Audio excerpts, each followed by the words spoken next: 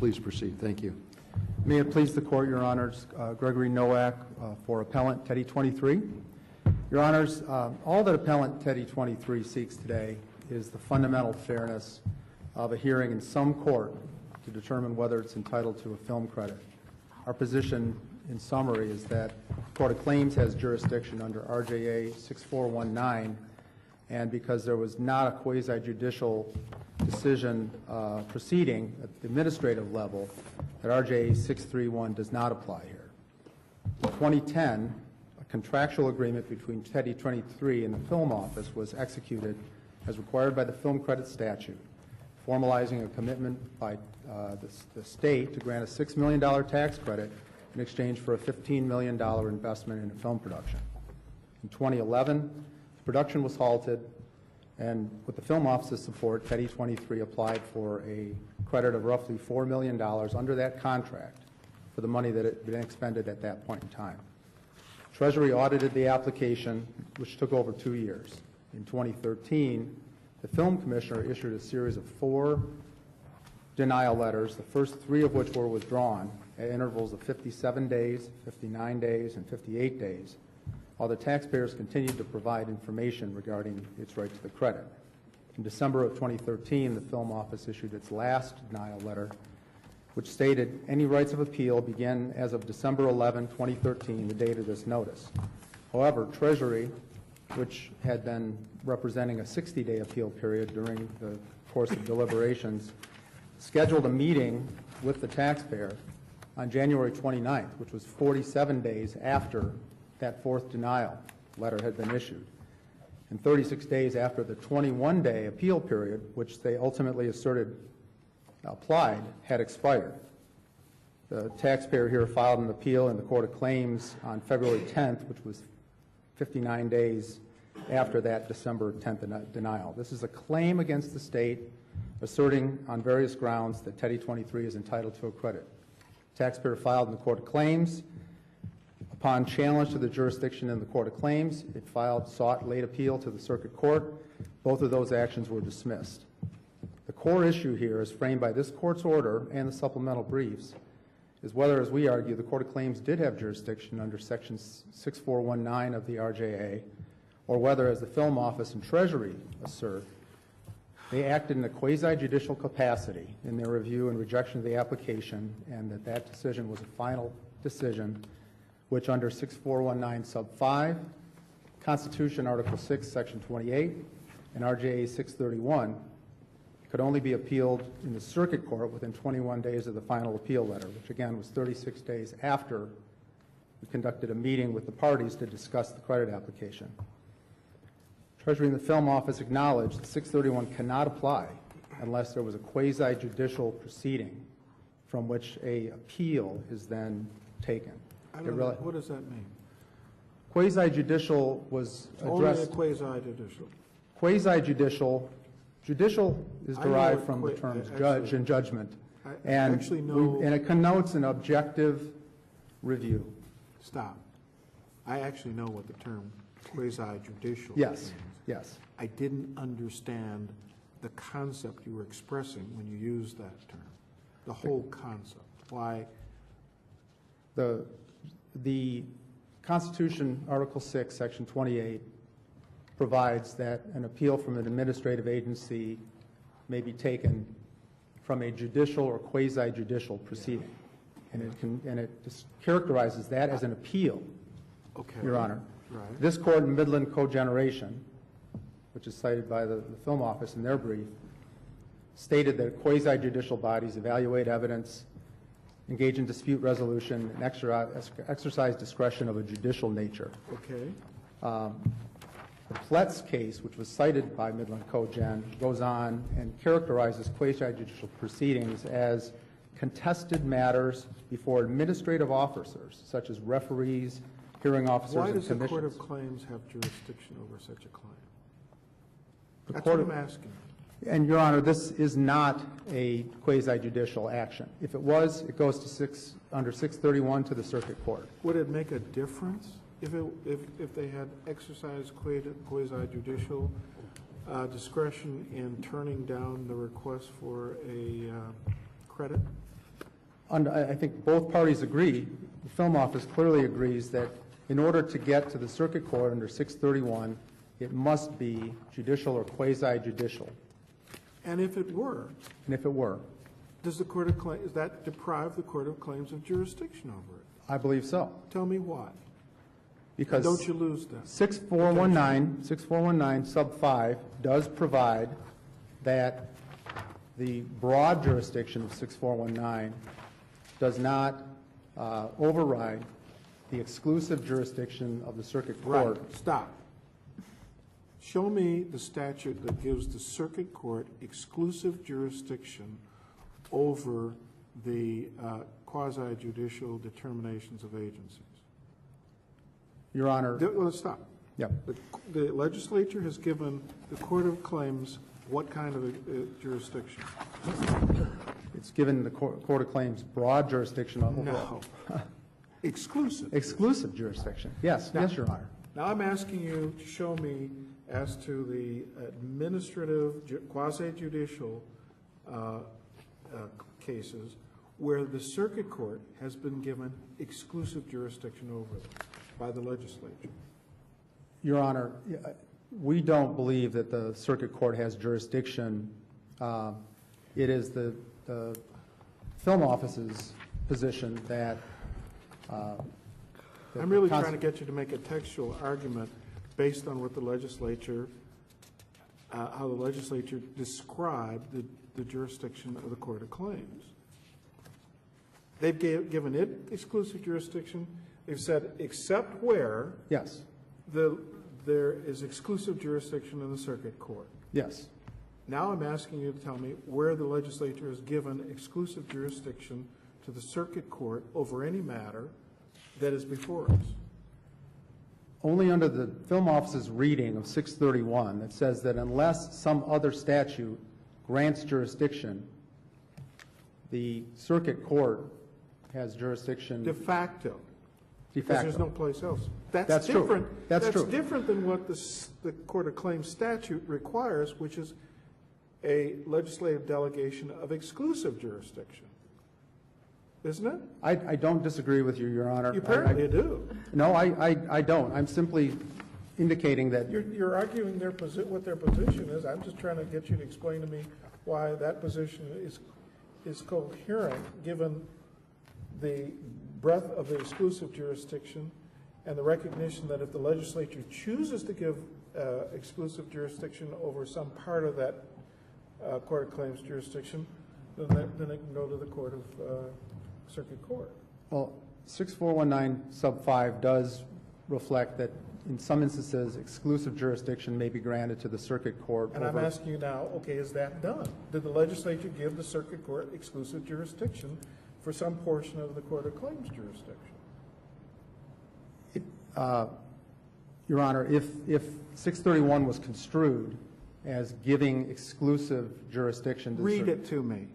Read it to me. 631. You got it in front of you?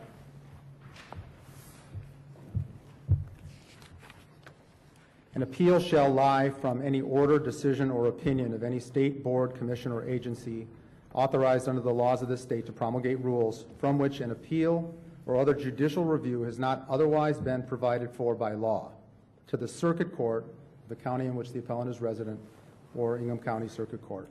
Go ahead. I was going to say, how do you define appeal for purposes of this jurisdictional question we're trying to answer? And what authority supports the definition that you like? The definition of an appeal as advocated by the film office, Your Honor, so I think if we accept... I'm just asking you how you define it.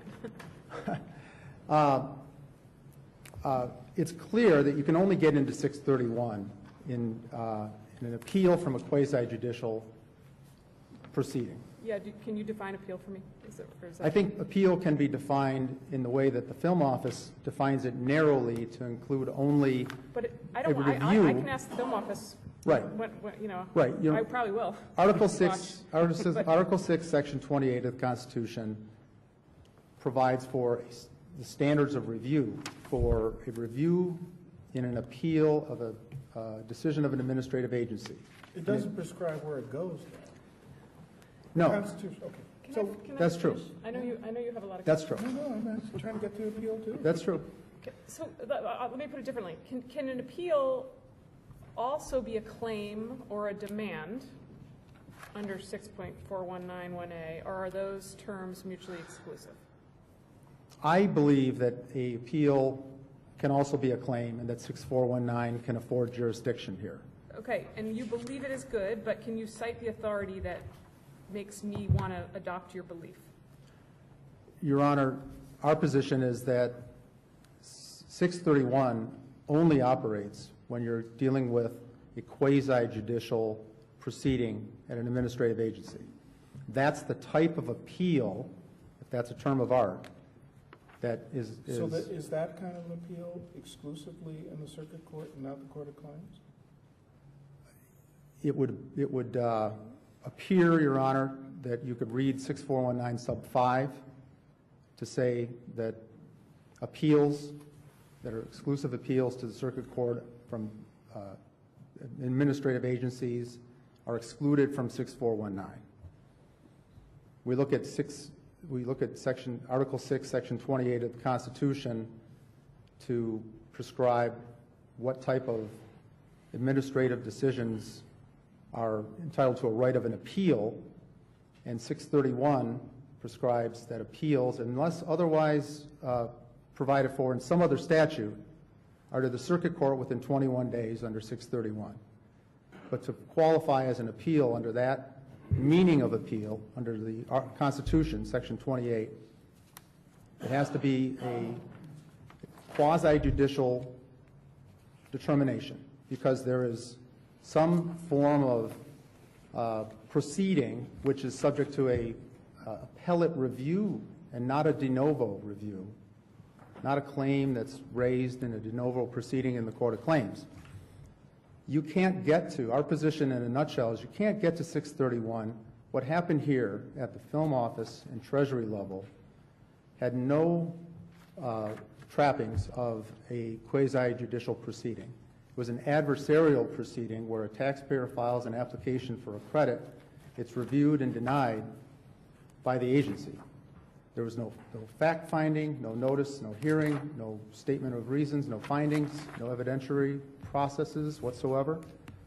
So assuming arguendo, as I am, that 631 is exclusive as to quasi-judicial administrative decisions, that's not what took place here.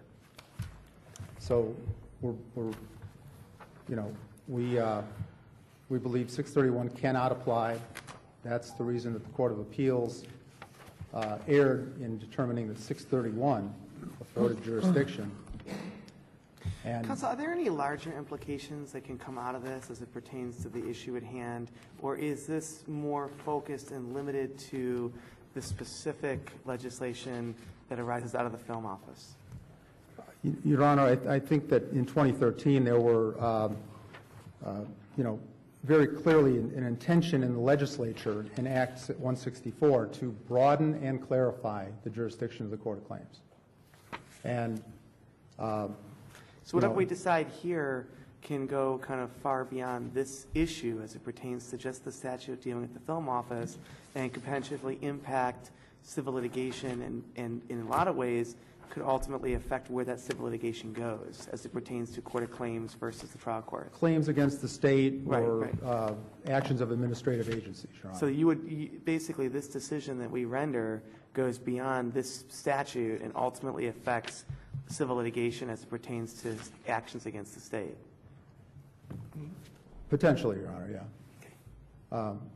Counsel, in light of the fact that the consensus view prior to 2013 seemed to be that the Court of Claims did not have jurisdiction of appeals of decisions from administrative agencies, isn't it kind of anomalous that the legislation passed in 2013 would, A, not mention appeals in terms of the Court of Claims' jurisdiction, while at the same time in another provision of that law mentioning explicitly appeals but belonging to the circuit court?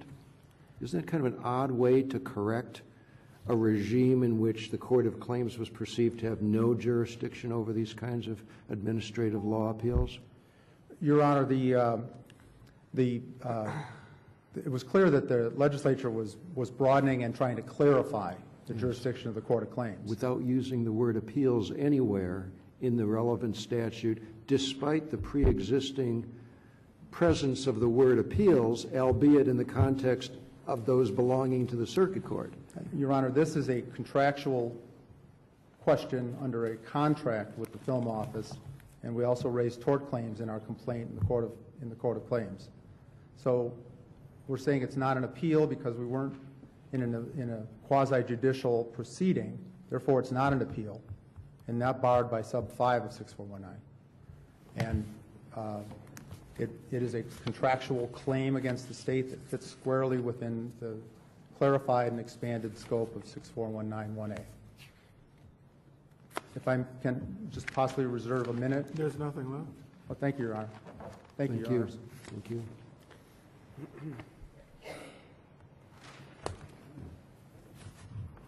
Good afternoon. May it please the Court, Assistant Attorney General Christina Grassi, appearing on behalf of the Michigan Film Office today. I'm joined at counsel's table by the Solicitor General, Aaron Lindstrom, as well as my colleague on this file in particular, Assistant Attorney General Jessica McGivney.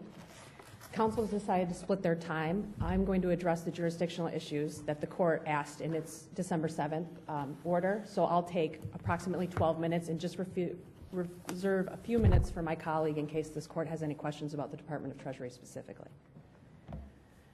I'm going to start with Justice McCormick's question because the dispositive issue in this case, the issue that resolves both of these Court's questions is the fact that this was an appeal. Because this was an appeal, 64191A does not apply.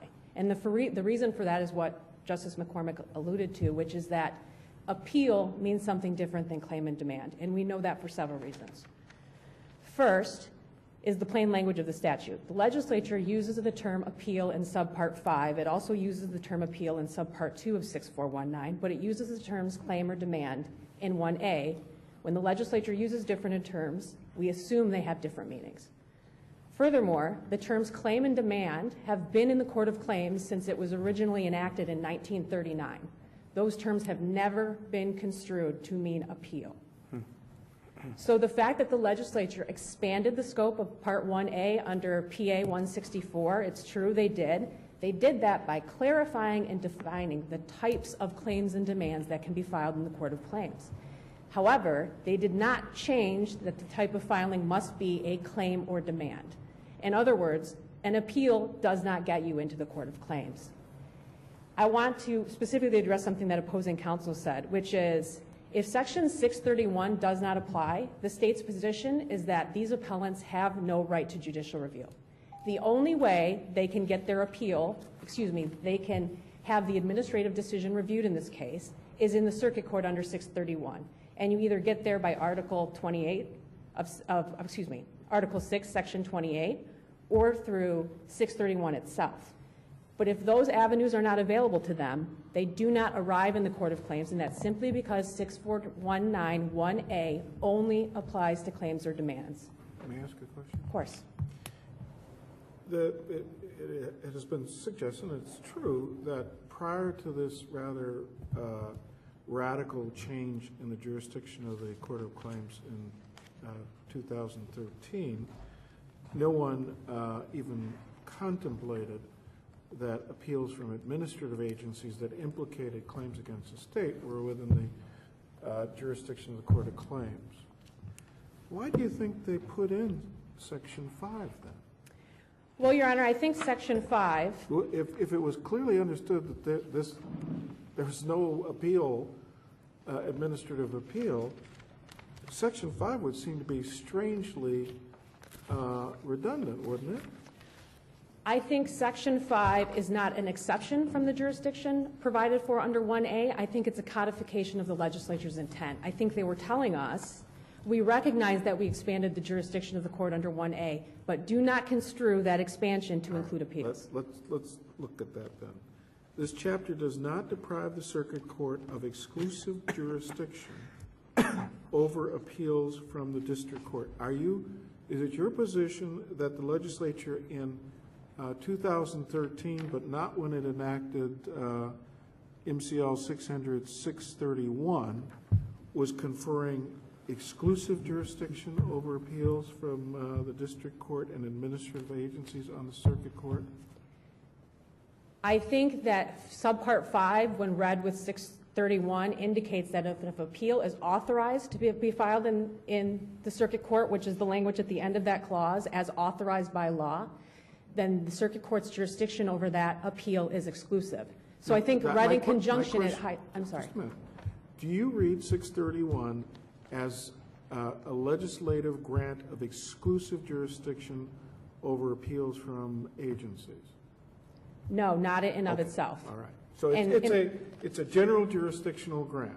It is, except to say the only way you can use 631 is if no other statutory or there's no other law that provides a right to appeal someplace else. As a matter of fact, until the legislature recognizes another appeal for administrative agencies, the only forum you got will be the circuit court.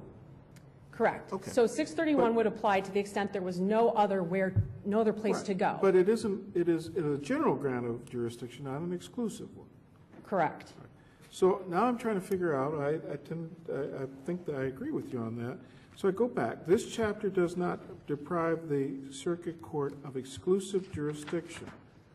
So either this is the effort of the legislature to extend to the circuit court what it never had before, which is exclusive jurisdiction over appeals from the district court and administrative agencies, or it's something else. I think the exclusivity that's referred to in subpart 5 is exclusiveness as between the Court of Claims and the circuit court. You can file an appeal in the Court of Appeals, for example, over Public Service Commission matters or workers' compensation matters. So in a general sense, the circuit court is not the exclusive forum for administrative appeals. There are statutes which provide other routes to go to potentially other courts for appeals. I think subpart 5 is indicating as between the Court of Claims, because it says nothing in this chapter. But why do they say exclusive jurisdiction then? Because if this court does not deprive the circuit court of jurisdiction over appeals from district court, that would have been understandable given what you've just said. But they didn't say jurisdiction. It doesn't deprive them of jurisdiction over those kinds of appeals, but it says exclusive jurisdiction, which as we both said, 631 doesn't seem to convey. Correct. 631, I don't believe, conveys it on its face in and of itself. I think, as I indicated, de facto, yeah, I agree. It's exclusive because you only get to use 631 if nothing else applies. However, I think what the legislature is conveying here, particularly in relation to the final clause of subpart 5 that says, as authorized by law, the legislature is saying to the extent you have a right to appeal in the circuit court, nothing in the Court of Claims Act shall deprive the circuit court of that exclusive jurisdiction. And again, that's between the Court of Claims and the circuit court. Okay. So I guess I'd like to address briefly, if 631 doesn't apply, these appellants would be without a remedy because the only way to get them into the Court of Claims would be under subpart 1A, which I term it's the Court of Claims grant of original jurisdiction. It's original actions. And in fact, when you look at the entire... Because it couldn't possibly be a demand or claim against the state. No, not if it's an appeal, Your Honor. I think they're two different things, and I think the legislature has recognized that. And I think when you look at the act historically, in fact, in this court's decision in the 70s in Greenfield Construction, the court talked about the Court of Claims Act in the context of the state's waiver of its sovereign immunity. I mean, that's not something you talk about unless we're talking about original actions rather than appeals. And I think the act itself is mirrored with terms and words that you only use when you're talking about original actions. In fact, in 6419B, which mirrors A when it talks about claims and demands, talks about it in the fact of claims or demands that can be, that the state may bring by way of counterpleading. I mean, you don't counterplead in an appeal. That's something that's unique to original actions. Subpart 2 also talks about the effect of a decision by the Court of Claims and how it serves as res judicata of that claim. It also talks about the judgments of the Court of Claims being final unless appealed. Again, they're using claim and appeal differently. I think there's no doubt, I think it's absolutely clear that subpart 1A. But if we accept this and say claims and demands are different from appeal, what is the reason for subpart 5 to even be in this act? Again, I think subpart 5 is the legislature codifying its intent that despite the fact that it expanded 1A, that expansion should not be construed as depriving the circuit court over its... But it never happened. How could it? That you're telling us it never intended appeals, and all Section 5 talks about is appeals. If Section 1 was written in a way that could never include appeals, Section 5 of this act would be superfluous. It would also be... Let me say, particularly since you say the operative terms claim or demand have always been in the Court of Appeal, the Court of Claims statute, and have never until now been contemplated to include administrative appeals.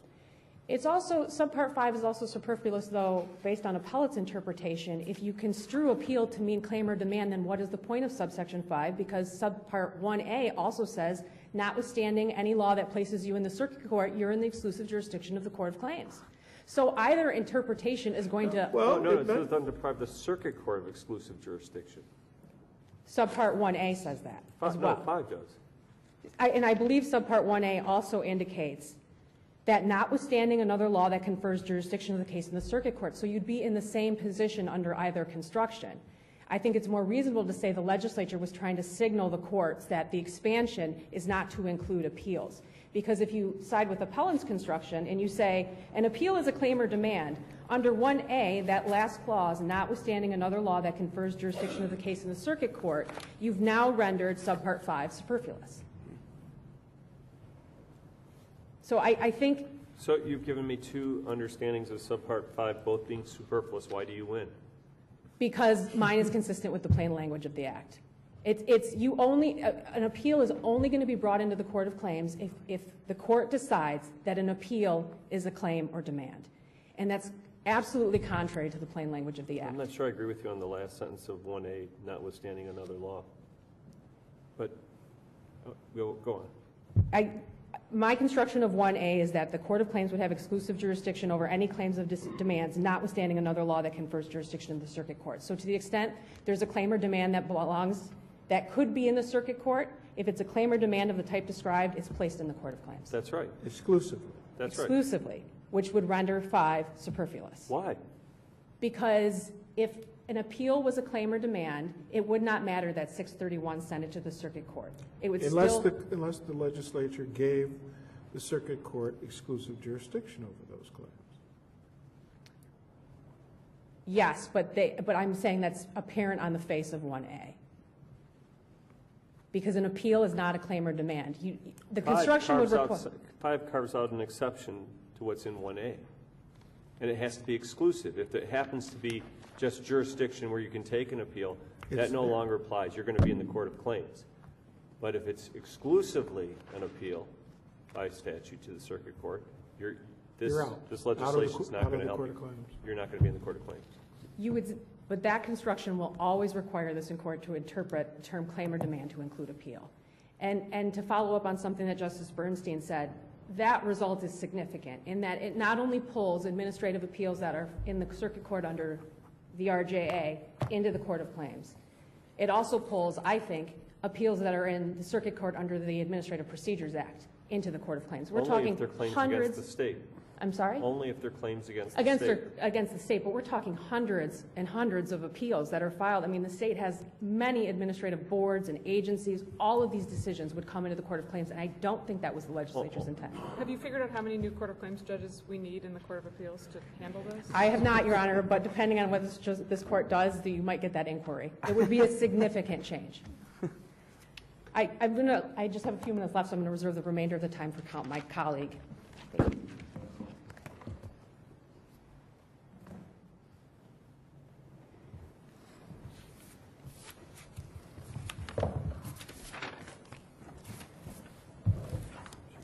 Good afternoon. May it please the Court. Jessica McGivney, Assistant Attorney General, appearing on behalf of the Department of Treasury. I was going to argue this Court shouldn't grant the application as it relates to the Revenue Act or the Circuit Court decision. However, it appears that since the plaintiffs no longer argue that these provide the basis for jurisdiction, I'll just make one point that I think is significant to plaintiff's argument and that could be important to this court's decision. First Would you being, mind speaking up just ever so slightly? Oh, if you want to be heard? Certainly, Your Honor, I apologize. I think the first point that I wanted to make is in plaintiff's presentation, they assert that they claimed a breach of contract action. They did not claim a breach of contract action in their complaint or in their amended complaint. While the parties would dispute that the agreement, that the film incentive, the film production incentive agreement is in fact a contract because it wasn't claimed. It was never reached by the lower courts, and it's not before this court. And as it relates to the tort allegations and as it relates to the constitutional claims, those do not themselves constitute original actions. They're plainly part of the appeal of the film office's decision to deny the post-production certificate of completion. And that's consistent with this court's guidance in that pulling back the procedural labels of What what parties... issue in the MOA order are you responding to? I'm sorry, Your Honor, could you repeat What that? issue in the order are you responding to at this point? I believe I was just responding to the issue, the argument that was brought that Teddy 23 and the film companies brought an original action, and it goes to the nature of the claim being brought, Your Honor. I see my time has expired. Unless you have any questions, I will be seated. Thank you, Ms. McGivney. We stand in recess until tomorrow.